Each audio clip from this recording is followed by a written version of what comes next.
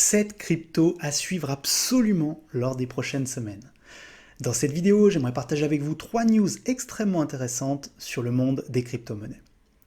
On va tout d'abord parler d'une entreprise qui investit massivement dans le Bitcoin, encore une. On va également parler du Dogecoin qui ne s'arrête plus, on se demande jusqu'où il va aller. Et je vous présenterai 7 cryptos que je vous conseille de suivre de très près dans les prochaines semaines. Bien sûr, ceci n'est pas un conseil économique ou financier. Mais avant cela, je vous rappelle que vous pouvez télécharger notre vidéo de formation offerte qui vous aide à investir de manière simple, efficace et en automatique dans les cryptos. Il vous suffit de cliquer sur le petit bouton i en haut ici à droite ou directement sur le lien sous la vidéo. Je suis Rémi, collaborateur de Jonathan, passionné par les crypto-monnaies et animateur d'émissions depuis de nombreuses années, et je vais vous présenter cette émission. Avant de commencer, et comme on le fait maintenant régulièrement, on va parler rapidement de l'évolution du Bitcoin. Donc j'ai gardé, vous voyez, ma trend haussière pour vous permettre de voir un petit peu. Alors, on fait simple, on ne rentre pas vraiment dans les détails très techniques, mais on se pose toujours la question, encore aujourd'hui, est-ce qu'on est dans ce qu'on appelle une dead bounce cat, c'est-à-dire ou un dead cat bounce plutôt, c'est-à-dire juste une petite remontée avant une nouvelle chute et à nouveau casser le support à 51 et peut-être descendre à 44, ou est-ce que le marché va repartir à la hausse? On manque encore d'informations. En tout cas, il y a 3 informations intéressantes. Alors, il y a plein de raisons pour lesquelles le Bitcoin a du mal à repartir, mais j'ai trouvé ces 3 indicateurs intéressants. Le premier indicateur, c'est que pas mal de Bitcoin reviennent sur les plateformes d'échange. Ça veut dire que pas mal de gens qui possèdent des Bitcoins les ont remis sur les plateformes, et s'ils les ont remis sur les plateformes, c'est probablement soit pour les vendre, soit pour les échanger avec d'autres crypto-monnaies. Donc ça serait une première raison tout à fait valable. La deuxième, c'est que ce qu'on appelle le greed, c'est-à-dire le fait d'avoir envie de gagner encore plus d'argent, est en train d'augmenter. Je vous invite à regarder régulièrement ce qu'on appelle le Crypto Fear and Greed Index. C'est un index qui calcule un peu tout ce qui se passe sur les marchés et qui nous permet de savoir si on est plutôt dans un marché où les gens ont envie de gagner plus d'argent ou si les gens sont plutôt calmes, réservés et ont plutôt peur. Et dans ce cas-là, font moins de transactions. Et actuellement, on est un petit peu plus dans le greed que dans la peur. Et le troisième point important, c'est évidemment la alt season, ce qu'on appelle la alt season, c'est-à-dire cette période dans les cryptos où les autres crypto-monnaies, celles qui ne sont pas Bitcoin, surperforment le Bitcoin, c'est-à-dire ont des meilleurs résultats, et donc forcément, beaucoup de gens ont envie d'investir dans ces cryptos-là plutôt que dans le Bitcoin actuellement, parce qu'il y a probablement de meilleures affaires à faire et des plus-values plus importantes. Donc c'est les 3 grandes raisons, il y en a d'autres, mais j'ai trouvé cet article très intéressant là-dessus. Et d'ailleurs, j'ai aussi trouvé le tweet de Johnny CryptoGojon très intéressant, je vous invite à le suivre si vous comprenez l'anglais. C'est un expert en crypto qui est assez suivi, et lui il explique que dans les 2-3 prochains mois, on est vraiment sur une période assez folle pour les altcoins. Donc c'est pour ça que je voulais aussi qu'on parle de cette vidéo. On est bien évidemment depuis le mois d'avril bien dans la alt season, mais peut-être que les 2-3 prochains mois vont être encore plus impressionnants et on va en parler dans les prochaines minutes. Je voulais également vous parler avec notre partenaire CoinTribune que je salue d'une news très intéressante. Le géant japonais du jeu vidéo Nexon, qui fait pas mal de jeux notamment sur PC, vient d'acheter 1717 bitcoins. Ils ont investi plus de 100 millions de dollars. Alors c'est intéressant parce qu'ils l'ont acheté très haut, on est à 58 226 dollars par bitcoin, frais inclus. Et le patron de Nexon, Owen Mahoney, explique que son achat de bitcoin reflète une stratégie disciplinée. Le but, c'est de protéger la valeur pour les actionnaires et maintenir le pouvoir d'achat de nos liquidités. Alors, c'est pas tout à fait ça, c'est surtout ce qu'il veut dire, c'est qu'il veut absolument diversifier ses sources, ses investissements, et il pense que c'est quelque chose d'intéressant d'avoir une partie de son portefeuille dans les crypto-monnaies et principalement dans le Bitcoin.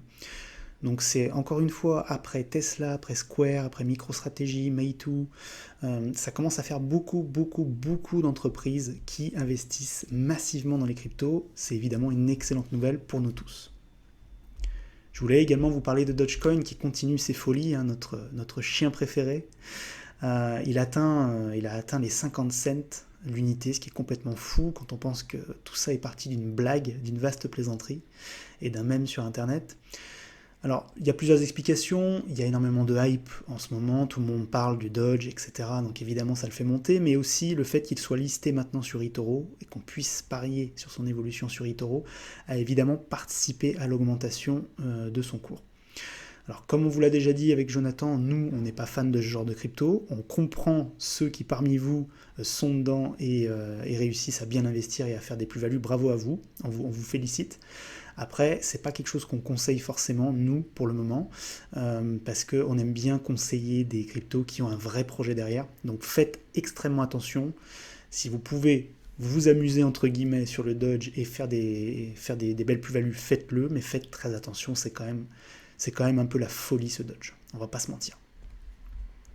Allez, maintenant, je voulais passer au gros morceau de la vidéo qui est c'est la partie que vous attendez tous. Voilà. Les 7 cryptos qu'il faut suivre absolument dans les prochaines semaines. Alors, encore une fois, ceci n'est pas un conseil financier, c'est très important. Quand on vous dit de les suivre, ça ne veut pas dire de les acheter, ça veut dire qu'il faut faire vos propres recherches, voir si c'est intéressant, et si oui, dans ce cas-là, peut-être investir. Alors, il y a la première, Binance Coin, je pense que je ne vous la présente pas, je vais quand même le faire rapidement, il s'agit bien entendu de la crypto de la plateforme d'exchange Binance, ou Binance, pour les anglophones. Cette crypto a énormément évolué, grossi ces derniers mois, mais potentiellement, elle en a encore peut-être sous le pied. C'est ce que pense en tout cas Investor Place, qui est un média qui est très intéressant sur le sujet des cryptos d'ailleurs. Il faut comprendre que le Binance Coin, moi j'ai fait pas mal de tests encore récemment avec, il est vraiment bien foutu puisqu'il permet énormément de choses. Notamment, je ne sais pas si vous avez vu, il y a une option que j'aime beaucoup sur Binance qui permet de transformer les cryptos que vous avez soit en grande quantité, soit en faible valeur, on va dire, les transformer directement en BNB. Ça paraît rien, mais ce genre de petites options permet de faire aussi utiliser de plus en plus. Ils sont très intelligents. Ça, Binance, c'est vraiment une boîte très intelligente. Bref, le BNB à suivre. Je ne sais pas si vous êtes investi. Dites-nous en commentaire si vous en avez déjà et si vous avez prévu de continuer à suivre ça. La deuxième crypto qu'il va falloir surveiller de près, c'est le Chiliz. Alors pour ceux qui ne connaissent pas le Chiliz, très très simple, c'est l'une des cryptos qui est utilisée pour les fameux NFT, les Non-Fungible Tokens. Vous savez, c'est ces tokens qui permettent d'acheter de l'art numérique, d'acheter des objets de collection, d'échanger de la musique, etc. Pour moi, c'est une énorme révolution, les NFT. Il y a beaucoup de choses complètement absurdes dedans, mais il y a aussi énormément de choses très importantes qui vont avoir lieu. Et le Chiliz est utilisé aujourd'hui sur pas mal de plateformes, notamment sur socios.com et sur chiliz.net. Alors pour faire simple, ces deux plateformes, c'est des plateformes liées au sport, principalement au football et à d'autres sports. Socios par exemple, c'est complètement dingue. Les gens qui achètent des tokens de leur club de foot préféré, Atlético Madrid, Barcelone, etc., donc les quelques clubs qui sont dessus pour l'instant, ont des droits de vote sur ce que vont faire ces clubs dans les prochaines années. Donc vous voyez un peu le potentiel du truc, on va pouvoir, grâce à ces technologies-là, ces NFT et à ce Chiliz, des supporters de foot, donc vous voyez des gens très très impliqués, vont pouvoir s'impliquer encore plus dans leur club et vont pouvoir donner leur avis et avoir un impact sur les décisions de leur club. Donc très clairement, le Chiliz, pour ma part, j'y crois beaucoup, il est encore très peu cher. Encore une fois, pas de conseils financiers, faites vos propres recherches. Ensuite, le Decentraland, le Mana. Alors Decentraland, pour ceux qui ne connaissent pas, c'est aussi un projet NFT, mais c'est un projet de monde virtuel. Si vous vous rappelez, il y a quelques années, on avait beaucoup parlé de Second Life, qui était un jeu où vous aviez un avatar virtuel dans un monde virtuel. C'est un peu la même chose, mais sur la blockchain. Et très clairement, dans Decentraland, vous pouvez acheter des terres, acheter des endroits, fabriquer des maisons, des immeubles, etc. Et donc, vous utilisez la crypto-monnaie Mana pour faire ça. Donc, très gros potentiel. Et en plus, ce qui est dingue, c'est qu'un très grand groupe comme Grayscale a investi dans ce projet. Donc, c'est pas un projet à prendre à la légère. Donc, à suivre. Pour l'instant, aux alentours d'un $1,43. On va voir ce qui va se passer. Ensuite, le Engine Coin. Engine Coin à $2,66 environ aujourd'hui. Pour ceux qui ne connaissent pas, donc c'est un jeu basé sur la blockchain qui existe depuis quasiment le début, qui est très très vieux et qui a développé effectivement son propre token, le Engine Coin. Également énorme potentiel, pourquoi ? Puisque son système permet de développer, d'échanger, de monétiser les marchés Bitcoin autour du jeu vidéo Comme vous le savez aujourd'hui, le monde du jeu vidéo est en explosion. Il faut savoir que depuis quelques semaines, le monde du jeu vidéo rapporte plus d'argent que le monde du cinéma et de la musique cumulés. Donc c'est absolument fou. Ça devient vraiment une nouvelle culture, hein, très clairement. Donc c'est un projet à suivre. En plus, Coinbase Global avait lancé également Engine sur sa plateforme. Bref, un token à suivre de très très près. Le Litecoin, alors le Litecoin, ça me fait plaisir de le voir dans cette liste parce que c'est une monnaie en laquelle je crois depuis 2017, dans laquelle j'avais déjà investi.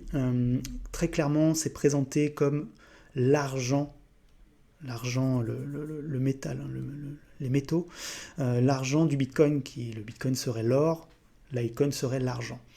Bref, c'est une technologie qui a été créée depuis longtemps et qui sert à faire en fait des transactions beaucoup plus rapides que le Bitcoin. C'était un peu à l'origine un Bitcoin amélioré, c'était ce que voulait faire en tout cas son créateur.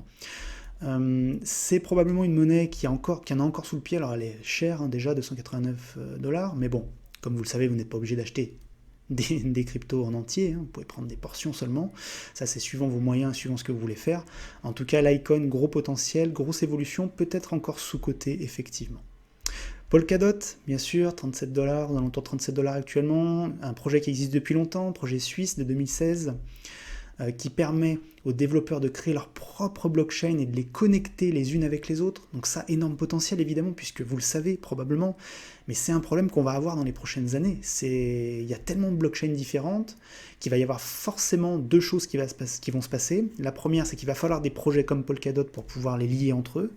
Et la deuxième, c'est qu'il va y avoir une concentration des projets à terme. On ne peut pas continuer à avoir 9, 10, 15 000 altcoins. À un moment donné, c'est plus possible. Il va y avoir, comme dans tous les marchés, une concentration à un moment et des rachats, etc. Donc, énorme potentiel pour Polkadot. Est-ce que vous êtes dedans ou pas? Ensuite, le Stellar, depuis très longtemps, j'y crois aussi. C'est un projet que je suis depuis de nombreuses années, depuis le précédent bull run. Stellar, c'est quoi? C'est un système qui permet d'aider les banques et toutes les grosses transactions financières de fonctionner plus vite, d'aller plus vite, d'être plus efficace et de pouvoir se faire en plein de monnaies différentes. C'est un très beau projet, d'ailleurs qui ressemble un peu au XRP, mais qui est vraiment décentralisé pour le coup. Très gros potentiel, et le coin vaut encore très peu cher. Alors après, bien sûr, encore une fois, faites vos propres recherches. Ce n'est pas un conseil financier. Un projet qui est supporté depuis très longtemps par Deloitte et IBM, donc à suivre de manière très très saine. Voilà, j'espère que ces 7 pépites crypto vous ont plu. Continuez à liker, commenter, partager si vous aimez nos vidéos, c'est très très important pour nous, ça nous aide énormément. Je vous rappelle que vous pouvez télécharger notre vidéo de formation offerte qui vous aide à investir de manière simple, efficace et en automatique dans les cryptos. Pour cela, vous cliquez sur le petit ici en haut à droite ou directement sur le lien sous la vidéo ici. Merci, c'était Rémi, à très vite.